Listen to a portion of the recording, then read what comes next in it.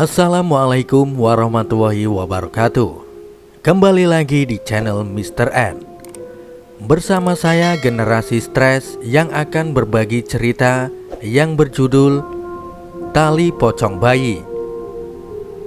Tanpa banyak kata-kata lagi, kita simak cerita selengkapnya.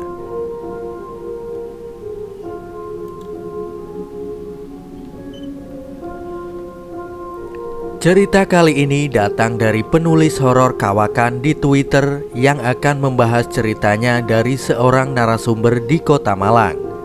Ini adalah kisah yang diceritakan oleh orang tua narasumber ketika narasumber masih berada dalam kandungan ibunya. 1960 di pedalaman kampung di Kota Malang. Pagi ini terdengar teriakan pilu seorang wanita, membuat para warga keluar rumah untuk mencari sumber dari suara itu berasal. Semua warga keluar dari rumahnya dan menghampiri rumah yang menjadi sumber keributan di pagi buta tersebut. Tati pagi ini histeris. Dia histeris melihat sang bayi yang ditinggal selama beberapa menit untuk mengambil air wudhu sudah tidak bernyawa. Pasalnya sebelum dia keluar dari kamar, dia masih bercanda dengan sang buah hati hingga akhirnya dia menyusui bayinya dan tertidur pulas. Barulah dia keluar dari kamar menuju ke kamar mandi. Duka mendalam sangat nampak di kedua wajah suami istri tersebut. Seakan tidak rela kehilangan sang buah hati yang sudah dinanti penantian yang cukup lama selama 5 tahun. 3 hari setelah meninggalnya sang bayi, Pak Rohim, bapak dari Somad, mendapatkan rezeki yang berlimpah. Dikarenakan beliau berhasil menjual tanah milik Pak Kades dengan luas 3 hektar dan mendapatkan keuntungan sebesar 1 miliar. Sang pembeli menyetujui harga yang disebutkan oleh Pak Rohim, yaitu kelebihan 1 miliar di atas harga yang diminta oleh Pak Kades. Karena rezeki yang melimpah tersebut, akhirnya Pak Rohim mengadakan pengajian cucunya dengan megah hingga mendatangkan orang besar ke desanya. Hal tersebut membuat warga kampung merasa terhibur. Tapi tidak dengan Tati dan Somad. Mereka masih larut dalam kesedihan. Setelah acara selesai, pagi harinya Somad pergi meninggalkan istrinya yang masih larut dalam duka, dan kedua orang tuanya Somad pergi meninggalkan desa. Kabar angin yang beredar di masyarakat setempat, Somad pergi dari istrinya karena kecewa dan lebih memilih wanita lain. Kabar tersebut terdengar si telinga Tati dan membuatnya sangat terpukul. Tati mengalami depresi berat dan yang mengurus Tati dengan sabar adalah ibu mertuanya. Seminggu sebelumnya Pak Kades tidak sengaja bertemu dengan Pak Rohim di kantor kepala desa. Pak Rohim hendak menanyakan surat-surat yang harus disiapkan untuk membuat berkas cucunya nanti. Dia mendengar sekilas pembicaraan Pak Kades. Dengan orang lain yang berada tak jauh darinya. Iya, tanah yang di pinggir jalan besar itu, yang ada beberapa pohon jatinya, tolong dipaksakan. Luas tanahnya sekitar 3 hektar lebih. Kalau bisa secepatnya, karena saya harus siapkan uang untuk dana pemulihan berikutnya, ucap Pak Kades yang tak sengaja terdengar oleh Pak Rohim.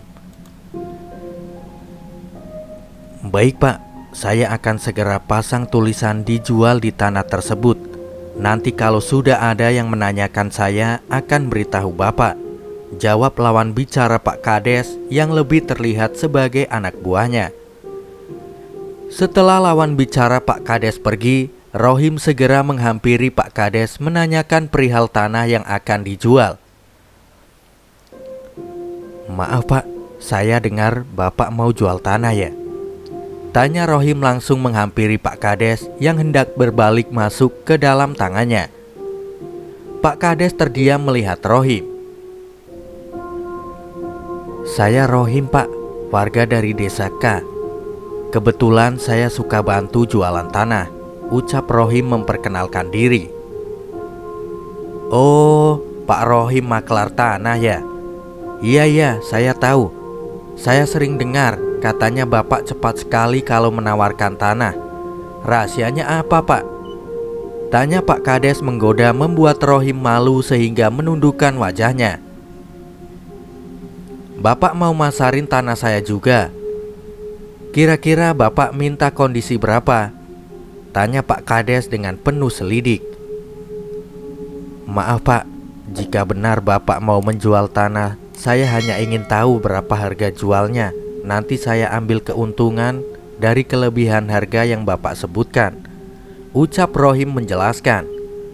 "Oh begitu, jadi bukan komisi ya," ucap Pak Kades menegaskan. Rohim pun menganggukkan kepalanya.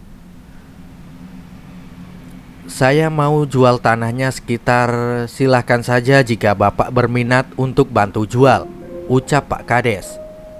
"Baik Pak, kalau begitu nanti 1 sampai 2 minggu lagi saya akan kasih kabar ke Pak Kades ya. Permisi Pak," ucap Rohim pamit undur diri. Rohim, hampir seluruh desa mengenal nama tersebut karena beliau memang terkenal sebagai maklar tanah paling jitu. Semua tanah yang dipastikan olehnya pasti selalu laku terjual dengan harga tinggi karena beliau tidak pernah meminta komisi dari sang penjual maupun pembeli. Pak Rohim selalu mengambil keuntungan dari kelebihan harga jual yang telah ditetapkan oleh sang pemilik tanah, dan sang penjual selalu menyetujui harga tanah yang sudah disebutkan olehnya tanpa menawar. Hal itu membuat warga kampungnya curiga dengan Rohim karena para pembeli selalu merasa terhipnotis. Jika harga yang disebutkan oleh Pak Rohim terbilang murah, tapi setelah semua urusan jual beli selesai dan pembeli kembali ke rumah, mereka baru tersadar bahwa mereka membeli tanah dengan harga yang sangat tinggi, terkadang dengan nilai yang tidak masuk akal. Hal tersebut membuat warga enggan jika harus datang meminta tolong atau menolong ke rumah Rohim.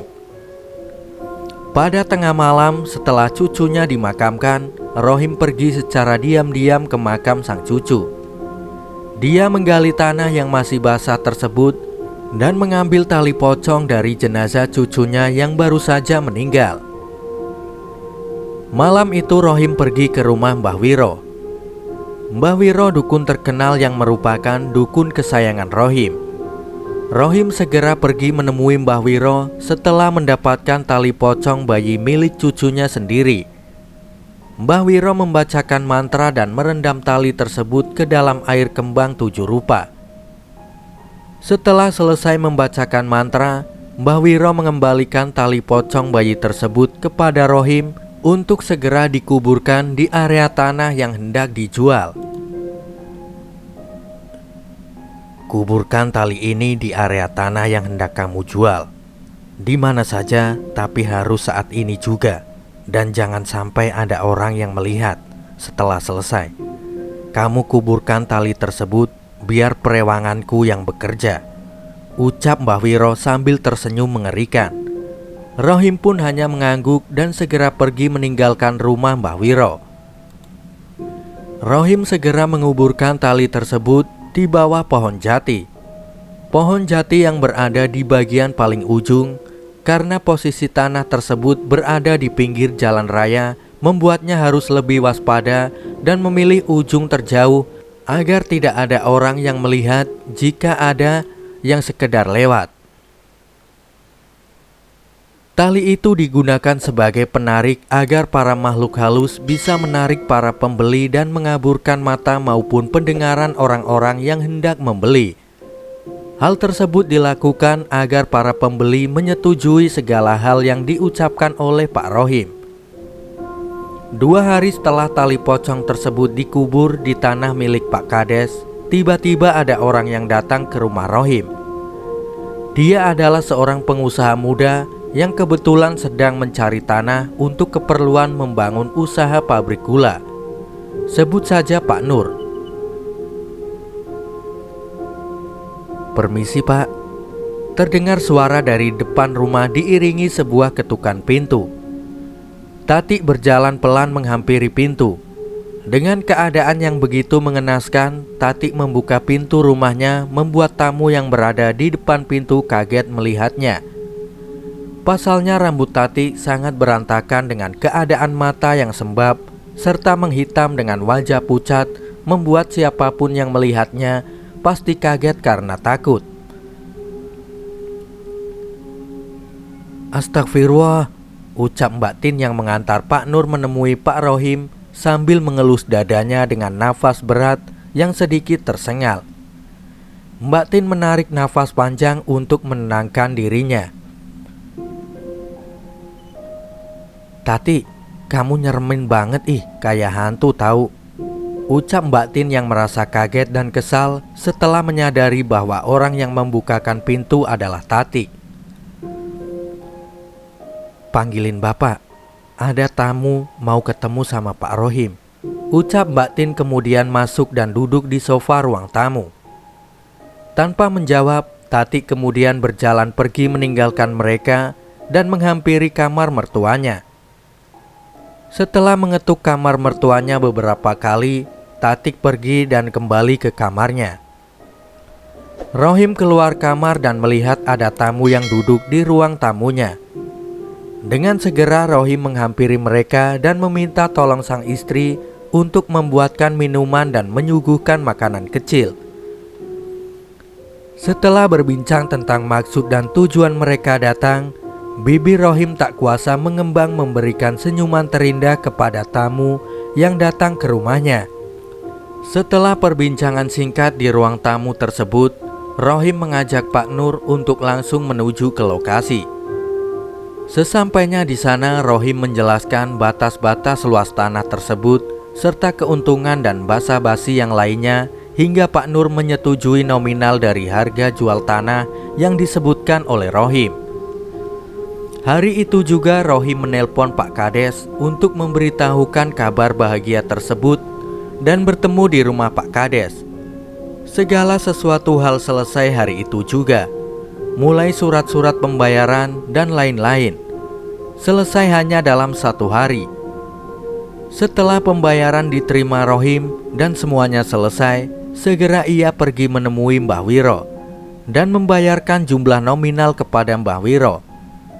Mbah Wiro tersenyum melihat kedatangan Rohim dan mereka tertawa bersama-sama. 1 hari setelah anaknya meninggal, Somad melakukan kegiatan yang biasa dia lakukan, memberi makan ternak, membersihkan kandang, dan lain-lain. Pada saat dia akan membakar sampah, dia melihat suatu hal yang janggal. Somad segera melangkah menghampiri kuburan ari-ari anaknya. Somad melihat kuburan ari-ari anaknya agak berantakan. Dia terdiam menatapnya. Dengan hati-hati, Somad membuka kendi berisi ari-ari. Ketika dibuka, alangkah terkejutnya Somad. Kendi tersebut kosong, tidak ada isinya. Kemana ari-ari anaknya?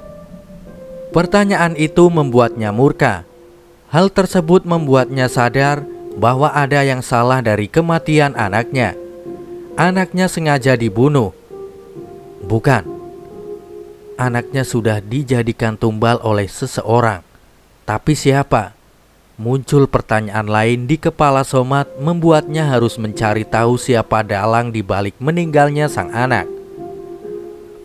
Hari itu Somad tidak melihat sang ayah di rumah, membuatnya bertanya kepada ibunya. "Bapak lagi pergi kemana, Bu?" tanya Somad.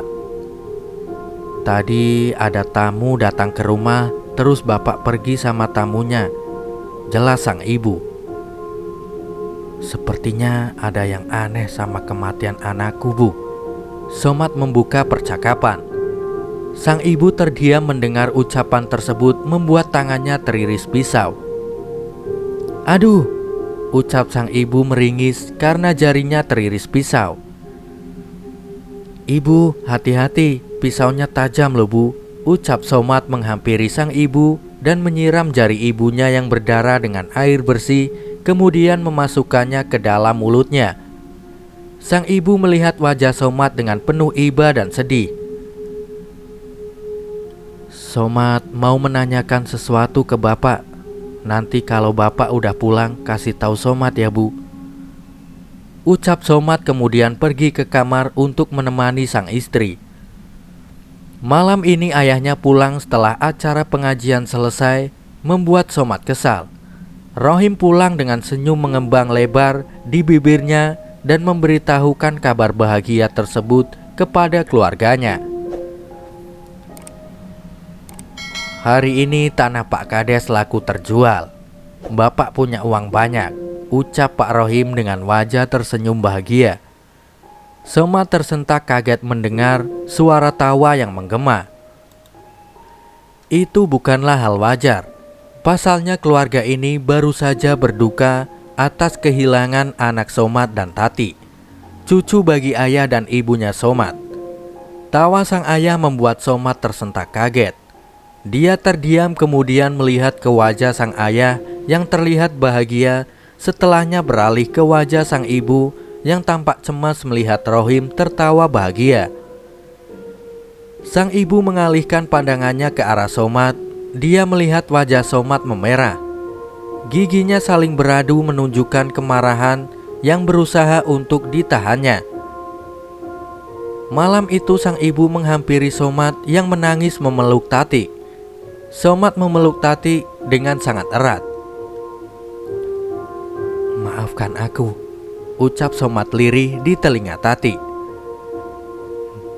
Nak, sang ibu memanggil Somat di depan pintu.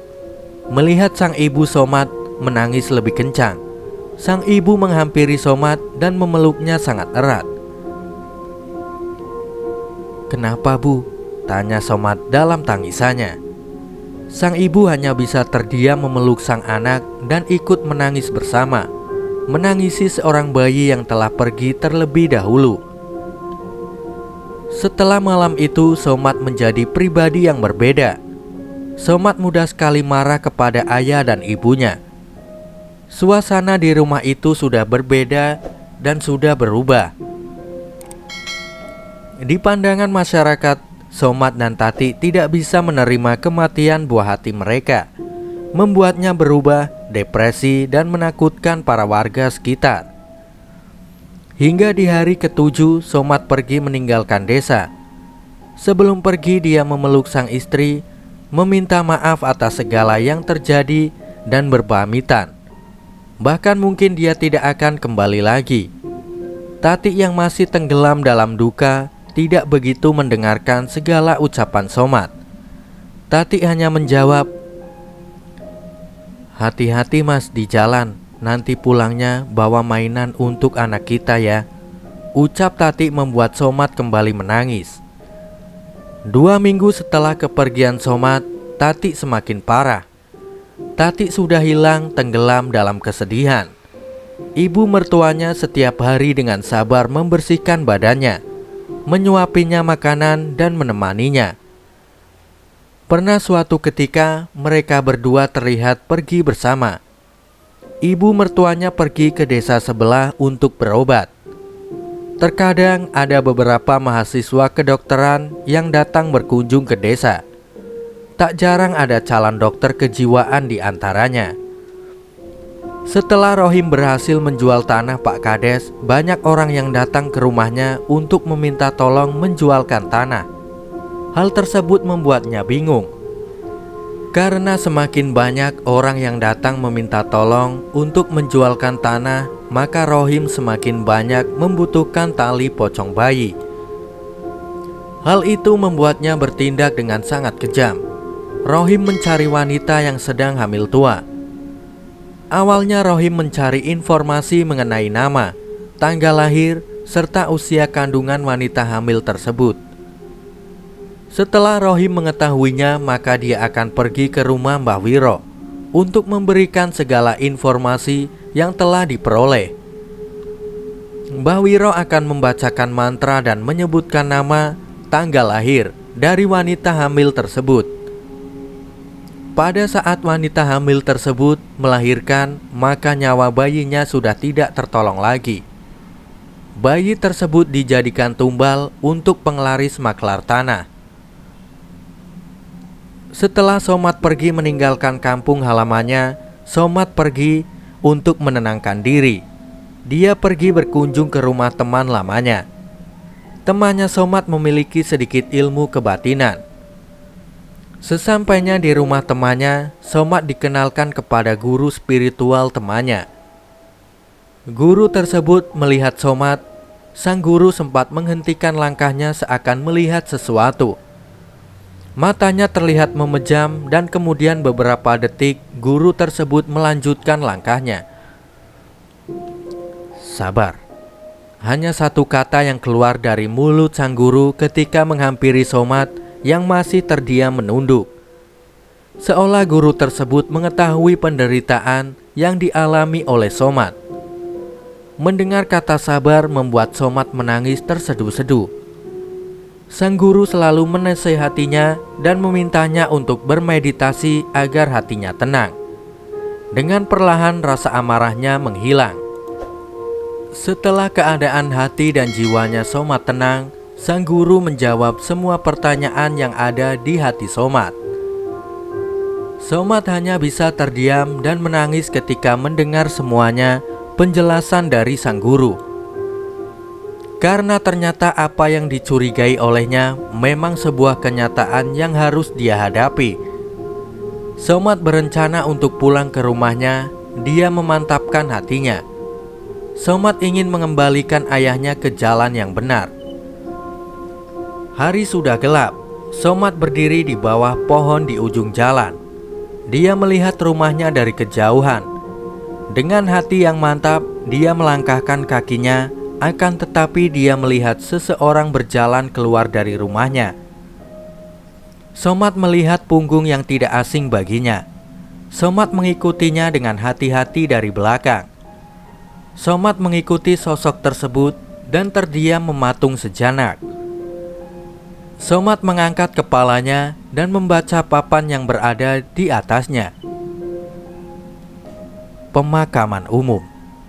Somad memejamkan matanya dan menghela nafas kemudian melanjutkan langkahnya. Somad mendengar suara seperti hantaman benda ke tanah. Dengan perlahan dia menghampiri sumber suara tersebut dan bersembunyi di balik pohon asem yang besar. Somad yang memperhatikan laki-laki tersebut sedang membongkar makam yang masih basah. Itu adalah makam baru, terlihat dari kuburan bunga segar yang berada di sekelilingnya. Dan tanahnya pun masih merah basah. Somad masih memperhatikan sampai ketika laki-laki tersebut memasukkan sesuatu ke dalam kantung berwarna hitam. Sekilas dia melihat seperti kain putih. Setelah laki-laki itu menaruh kantung berwarna hitam ke dalam sakunya, laki-laki itu naik ke atas dan merapikan kuburan tersebut. Betapa kagetnya ketika dia melihat tulisan yang berada pada batu nisan tersebut. Lahir 19 Maret 1963. Wafat 19 Maret 1963. Bayi. Tanpa sadar air matanya membasahi pipi. Somad menangis, kakinya yang kokoh berdiri kuat menopang badannya tiba-tiba lemas tak berdaya, membuat lututnya jatuh menghantam tanah. Dia tertunduk di tanah basah, memandangi kuburan yang sudah berantakan di depannya. Somad tersentak kaget ketika merasakan angin berhembus seperti menabrak badannya. Angin itu membuatnya sadar dari kesedihan dan dia kembali berdiri. Somad mencari jejak laki-laki tersebut di dalam kegelapan malam. Somad mengikuti jejak tanah merah basah yang ada di setapak jalan dan berhenti di ujung jalan. Somad melihat di sekeliling terdapat banyak sekali pohon tinggi menjulang seperti di hutan. Dia kembali melihat ke satu titik cahaya yang ada di dalam rimbunan pohon. Terlihat laki-laki itu berdiri menemui orang tua dengan pakaian serba hitam. Tapi Somad tidak bisa melihat raut wajah laki-laki tersebut. Wajahnya seperti tersamarkan membuatnya sedikit kebingungan. Setelah itu, laki-laki tersebut pergi menuju ke sebuah rumah. Somad mengikutinya hingga laki-laki itu berdiri di belakang rumah tersebut dan berjongkok. Beberapa menit kemudian laki-laki tersebut berdiri dan pergi melangkah menuju arah rumahnya, memasuki rumah Somad. Ya, itu adalah ayahnya Somad. Melihat hal tersebut, Somad hanya mengelus dada dan beristighfar. Dia tak menyangka bahwa sang ayah masih melakukan hal tersebut, menggunakan penglaris tali pocong bayi untuk menjual tanah. Somad berusaha menyadarkan sang ayah bahwa hal tersebut adalah sesat dan tidak berkah, akan tetapi sang ayah tidak mau mendengarkan dan marah kepada semua orang yang mengingatkan, membuat sang ayah murka dan mengusir semua orang yang bertentangan dengannya. Hingga akhir hayatnya, ayah Somad sendirian tanpa ada yang mengetahui penyebab kematiannya. Rohim ditemukan oleh warga yang mencium bau tak sedap ketika melintas di depan rumah dengan pagar tinggi. Pak, dengan mayat yang sudah berlendir dan bau sekali. Menurut informasi, biasanya Rohim menumbalkan bayi untuk penglaris dilakukan ketika bayi masih berada di dalam kandungan sang ibu. Kehamilan harus sudah masuk usia kandungan 8 bulan atau akan segera melahirkan. Pelaku harus mencari tahu nama, tanggal lahir, serta nama ayah dari wanita yang sedang hamil tersebut untuk disampaikan kepada sang dukun. Jika hal tersebut dilakukan, maka wanita yang hamil tadi akan melahirkan bayi dengan keadaan sudah tidak bernyawa. Tapi jika ingin mengorbankan bayi yang sudah lahir, harus mengambil ari-ari dari bayi tersebut. Hal tersebut memiliki resiko yang sangat tinggi, karena ari-ari bayi biasa dikuburkan di sekitar rumah dan dijaga oleh keluarga mereka.